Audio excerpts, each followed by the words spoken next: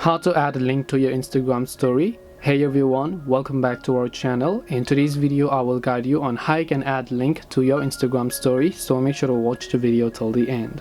So if you want to add a link to your Instagram story, it's actually very simple to do so. All you have to do is go ahead and first of all make sure to launch the Instagram application here. Once you launch the Instagram app, you're going to be able to see this type of interface where what you need to do is you need to actually just try to upload a new story here. So I'll just go ahead and allow the access here. I'll just select a random story, and then let's say I want to add a link to this story. All I have to do is tap the sticker icon from the top right, and then over here you should be able to find the option called the link. Now in case you don't find it, here you can see link. You can also search link in the search tab here, or you can just tap on the link option and make sure to just paste the link, whatever else you want to paste.